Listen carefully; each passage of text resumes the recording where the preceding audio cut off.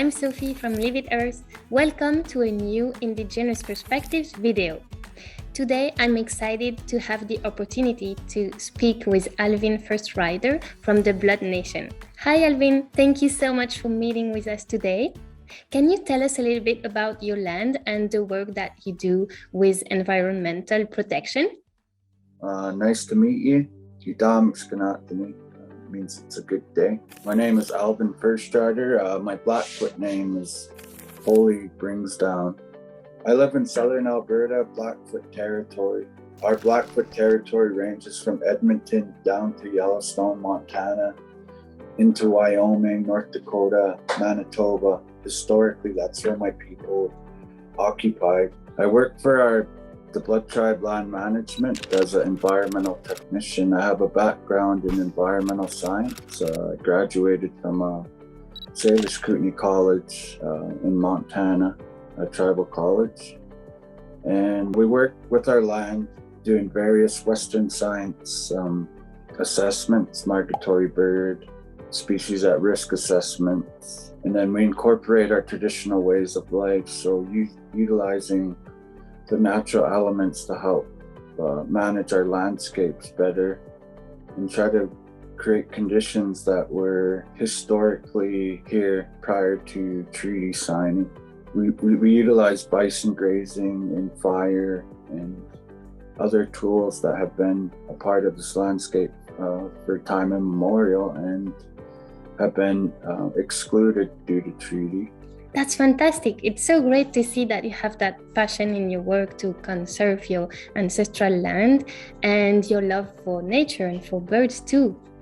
What would you like to share with us to help us understand the value of bird sanctuaries? They provide that safe space for birds. Their habitat has been heavily cut up or fragmented from a Western science. So there's little small areas on the land that are provided for birds. And these sanctuaries they help build a bigger space for birds is crucial for their survival. Every species deserves a safe space, and we need to provide more and more as we move into the future. Alvin, what types of birds do you personally appreciate the most? Well, from a Blackfoot perspective, we're a holistic people, so I enjoy all birds. I work in the grasslands of Alberta, the mountains of Alberta, and I document many different species. In Alberta, we have at least 80% of the species at risk birds that occupy our area at one time or another. So just being able to document their presence, as well as adding that monitoring for them to ensure that their survival is here, to continue to promote and speak up for them, because they're voiceless in this man-made world or whatever, and they need a voice, and that's what I'm here for, to provide that. That's awesome. I appreciate that you won't play favorites for birds.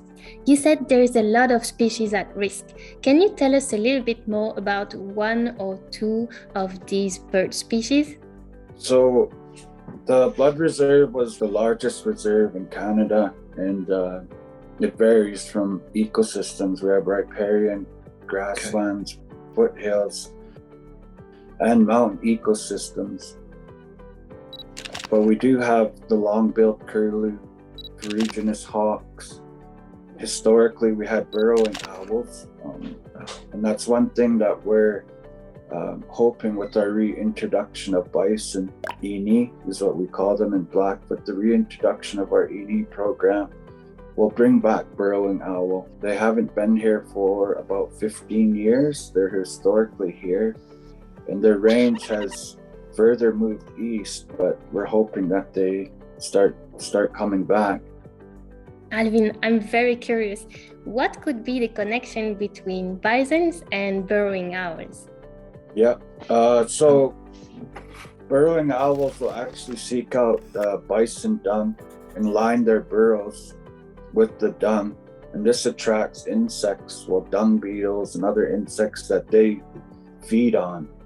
So They're very important, and they're a keystone species, bison, for a number of migratory birds. They create wallows that create ephemeral ponds. Birds such as red-winged blackbirds will seek out their hair because of the thermal properties of bison hair, and it is, I think, ranked number 2 or 3rd in the world for thermal properties, and birds utilize that to line their nests. So yeah, bison are very integral for being on the landscape for migratory birds. Oh, this nest must be really comfy. Alvin, do you have any stories to share with us today that highlight how birds have shaped traditional knowledge within your blood nation? There are many different Napi stories. There's Napi and the black cat chickadee, where the black cat chickadee, they say a Blackfoot word, ni bumaka, and they play a game in the summer. And Napi was walking one day and he heard them and visually witnessed what they were doing, where they pop their eyes out and they stick to the tree. And then they say another Blackfoot word where their eyes go back into their head. 4 times they do that.